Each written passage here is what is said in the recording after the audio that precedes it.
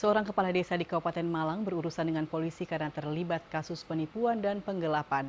Modus sang kades yakni meminta uang puluhan juta rupiah kepada warganya yang terlibat kasus judi dengan dalih untuk membantu pengurusan ke polisi. MS, Kepala Desa Pagak Kabupaten Malang harus berurusan dengan polisi. Pria 54 tahun ini dijebloskan ke penjara setelah diduga terlibat kasus penipuan dan penggelapan. Kasus berawal saat aparat Polda Jatim menangkap 7 tersangka judi dadu di lapangan Desa Sempol akhir Oktober lalu. Belakangan kasus tersebut dilimpahkan ke Satreskrim Polres Malang.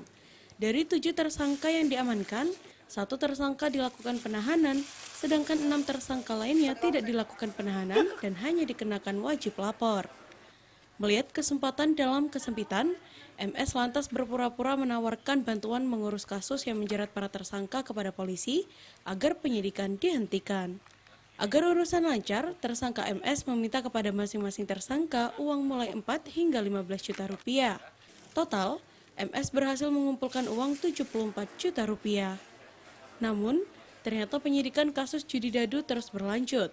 Uang para tersangka justru digunakan Kades MS untuk kepentingan pribadi.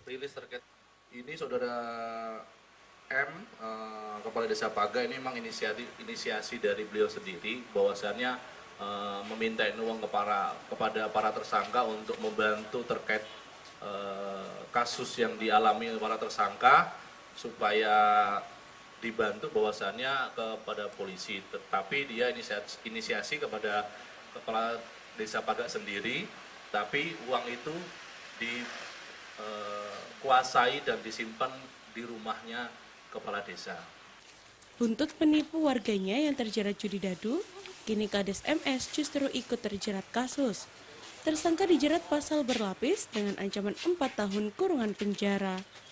Dari Malang, Saif Hajarani, iNews melaporkan.